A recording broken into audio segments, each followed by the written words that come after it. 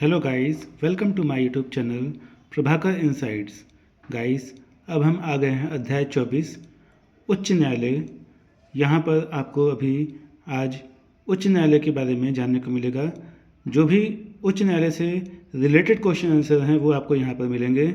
Guys, Indian constitution में और जिन students के अध्याय पिछले छूट गए हों तो वो प्लेलिस्ट में जा कर के उसका स्टडी कर लें। तो कंटिन्यू करते हैं गाइस। हम फर्स्ट नंबर है, भारत में कुल कितने उच्च न्यायालय हैं? भारत में कुल 25 उच्च न्यायालय हैं। देश के 25 उच्च न्यायालयों में न्यायाधीशों की कुल स्वीकृत संख्या कितनी है? तो 1079 है।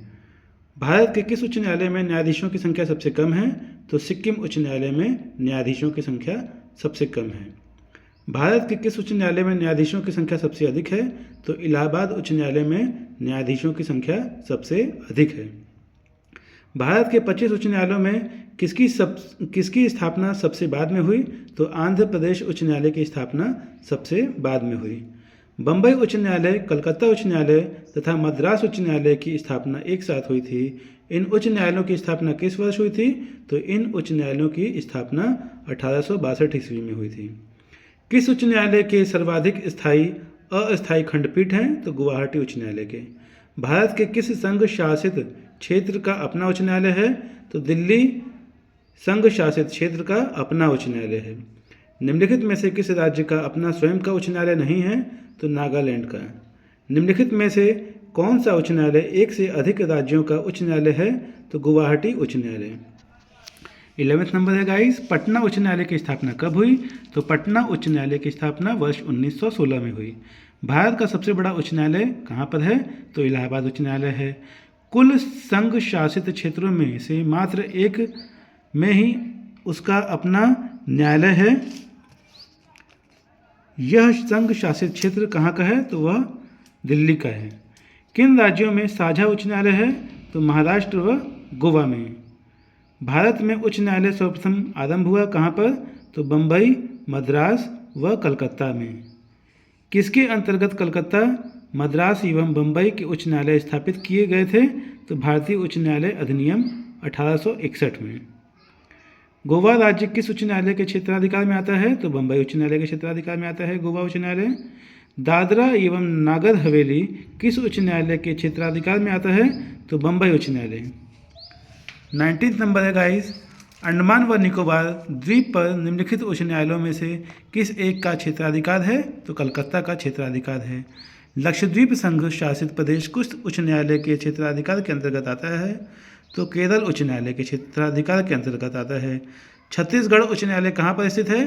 तो छत्तीसगढ़ उच्च न्यायालय बिलासपुर में स्थित है। उत्तराखंड उच्च न्यायालय की स्थापना कहाँ की गई है? तो उत्तराखंड उच्च न्यायालय की स्थापना नैनीताल में की गई है। झारखंड उच्च न्यायालय की स्थापना कहाँ की गई है? तो झारखंड उच्च न्यायालय की स्थापना रांची में की गई है। मध्य प्रदेश उच्च न्यायालय की स्थापना कहाँ पर की गई है? तो यह जबलपुर में। केरल का उच्च न्यायालय कहाँ स्थित है? तो एर्नाकुलम। केरल का उच्च न्यायालय एर्नाकुलम में है। उड़ीसा राज्य का उच्च न्यायालय कहाँ अवस्थित है?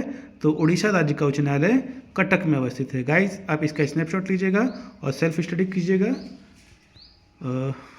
मैं जो यहाँ पर इंपॉर्टेंट क्वेश्चंस हैं सिर्फ उसे बता रहा हूँ, बाकी आप देखिएगा। आपके लिए मैंने पहले से ही टिक लगा दिया है ताकि आपको यहाँ पर स्टडी करने में कोई भी दिक्कत ना हो। 28वां नंबर है, दो या अधिक राज्यों या संघीय प्रदेश के लिए एक सामान्य उच्च न्यायालय की स्थापना की जा सकती है संसद द्वारा कानून बनाकर। उच्च न्यायालय के क्षेत्राधिकार को घटाने या बढ़ाने का अधिकार किसे है? तो संसद को है। उच्च न्यायालय के न्यायाधीशों की नियुक्ति कौन करता है? तो उच्च न्यायालय के न्यायाधीशों की नियुक्ति राष्ट्रपति जी करते हैं। ठीक है गाइस, उच्च न्यायालय के न्यायाधीशों की नियुक्ति के लिए राष्ट्रपति निम्न में से किससे परामर्श करता है? तो उपर्युक्त सभी, मतलब सर्वोच्च न्यायालय का मुख्य न्यायाधीश, संबंधित राज्य के उच्च न्यायालय के मुख्य न्यायाधीश और संबंधित राज्य के राज्यपाल। उच्च न्यायालय में बकाया कार्य को निपटाने के लिए राष्ट्रपति अपर न्यायाधीश की नियुक्ति अधिक से अधिक कितने समय के लिए कर सकता है? तो 2 वर्ष के लिए कर सकता है। 33वां नंबर है, उच्च न्यायालय में न्यायाधीश के पद पर नियुक्त होने के लिए क्या अर्हताएँ होनी चाहिए? तो वह भारत का नागरिक हो एवं उसकी आयु 62 वर्ष से कम हो, उसने भारत में कोई न्यायिक पद धारण किया हो, ठीक है। और फिर लास्ट है, वह किसी उच्च न्यायालय का या दो या अधिक ऐसे न्यायालय में लगातार अधिवक्ता रहा हो, मतलब एडवोकेट रहा हो, ठीक है, किसी भी उच्च न्यायालय में एडवोकेट रहा हो। उच्च न्यायालय के न्यायाधीशों का राष्ट्रपति के द्वारा नियुक्ति होती है। उच्च न्यायालय का न्यायाधीश किसके समक्ष अपने पद और गोपनीयता की शपथ लेता है? तो राज्यपाल के समक्ष। उच्च न्यायालय का न्यायाधीश अपना त्यागपत्र किसको देता है? तो राष्ट्रपति को देता है। उच्च न्यायालय के न्यायाधीशों के आचरण पर बहस कहाँ की जा सकती है? तो इनमें से कहीं नहीं। किसी न्यायाधीश को एक उच्च न्यायालय से दूसरे में स्थानांतरित करने का अधिकार निम्नलिखित में से किसको है? तो भारत के राष्ट्रपति। उच्च न्यायालय के न्यायाधीश को कौन हटा सकता है? तो विशेष बहुमत से पारित संसद के प्रस्ताव पर राष्ट्रपति हटा सकते हैं। उच्च न्यायालय के न्यायाधीशों को उसके पद से केवल 3 प्रमाणित आधारों पर हटाया जा सकता है, तो कदाचार और असमर्थता पर। उच्च न्यायालय के न्यायाधीशों के सेवानिवृत्ति की अधिकतम उम्र सीमा क्या है? तो 62 वर्ष है। किसी राज्य के उच्च न्यायालय के न्यायाधीशों के वेतन या भत्ते निम्नलिखित में से कौन सी निधि पर भारित होते हैं? तो संबंधित राज्य की संचित निधि, ठीक है। 44 नंबर है, उच्च न्यायालय के मुख्य न्यायमूर्ति और अन्य न्यायाधीश कितनी आयु तक पद पर बने रहते हैं? तो 62 वर्ष की उम्र तक, ठीक है गाइस। अब हम आ गए हैं गाइस 45 नंबर पर। उच्च न्यायालय के किसी न्यायाधीश की आयु के बारे में उत्पन्न किसी प्रश्न का विनिश्चय कौन करता है? तो सर्वोच्च न्यायालय के मुख्य न्यायाधीश के परामर्श से राष्ट्रपति। उच्च न्यायालय के न्यायाधीश पद पर नियुक्त होने वाली प्रथम महिला कौन है? तो अन्ना चंडी। उच्च न्यायाधीश के मुख्य न्यायाधीश पद पर नियुक्त होने वाली प्रथम महिला कौन है? तो लीला सेठ। उच्च न्यायालय में मुख्य न्यायाधीश के अतिरिक्त कुल कितने न्यायाधीशों का प्रावधान संविधान में है? तो इसकी कोई सीमा नहीं है। मौलिक अधिकारों को लागू करने तथा अतिक्रमण करने के मामलों में उच्च न्यायालय निम्नलिखित में से किस प्रकार का आदेश जारी कर सकता है? तो अधिकार परीक्षा, परमादेश व प्रतिषेध, बंदी प्रत्यक्षीकरण व उत्प्रेषण लेख। 50 नंबर है, बंदी प्रत्यक्षीकरण याचिका के अतिरिक्त निम्नलिखित में से किस याचिका को उच्च न्यायालय जारी कर सकता है? तो ये सभी हैं, उपयुक्त सभी, ठीक है। उत्प्रेषण, परमादेश और अधिकार परीक्षा। गाइस इसका स्नैपशॉट लीजिएगा, वीडियो को रोक कर देखिएगा, सेल्फ स्टडी करिएगा, because self study is very important to clear any exam. ये मैं आपसे हर वीडियो में कहता हूँ, कंटिन्यूटी बनाए रखिए, स्टडी करते रहिए। 55 नंबर है, निम्न उच्च न्यायालयों में से कौन एक से अधिक राज्य केंद्र शासित प्रदेश के लिए है? तो गुवाहाटी। निम्न में से कौन सा कथन उच्च न्यायालय के सेवानिवृत्त जज के विषय में सही है? तो वह सर्वोच्च न्यायालय में वकालत कर सकता है। 57 नंबर है गाइस, सबसे पहले किस उच्च न्यायालय ने घोषणा की थी कि बंद असंवैधानिक है? तो केरल उच्च न्यायालय ने, ठीक है। तो इनमें से बताना है कौन सा सुमेलित नहीं है?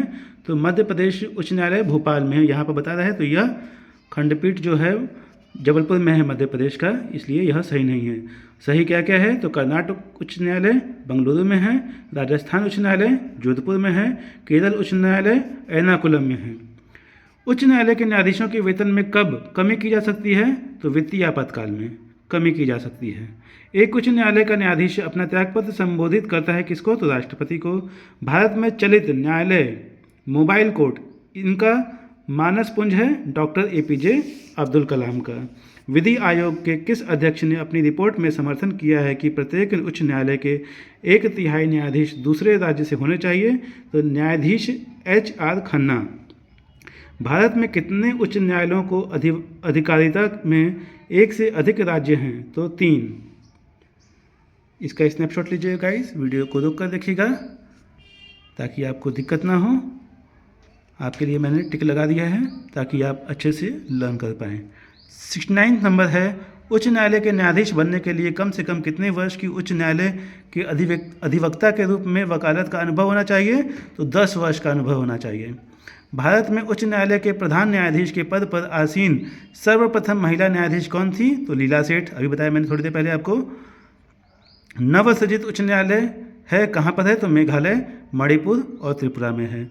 72 नंबर है, निम्नलिखित में से क्या उच्च न्यायालय और उच्चतम न्यायालय दोनों की अधिकारिता के अधीन आता है, तो मूल अधिकारों का संरक्षण। गाइस, वीडियो पसंद आया तो लाइक कीजिएगा, चैनल को सब्सक्राइब कीजिएगा, बेल आइकन पर क्लिक कीजिएगा ताकि आपके पास ऐसे ही इन्फॉर्मेटिव नॉलेज की जानकारी आती रहे और आप ऐसे ही नॉलेज को कंज्यूम करते रहें। गाइस, और आखिरी में यही कहना चाहेंगे कि आप कंटिन्यूटी बनाए रखिए, रिपीट करते रहिए, रिवीजन करिए ताकि आप आगे बढ़ते रहें। ओके गाइस, मिलते हैं हम नेक्स्ट वीडियो में। Thank you for watch this video.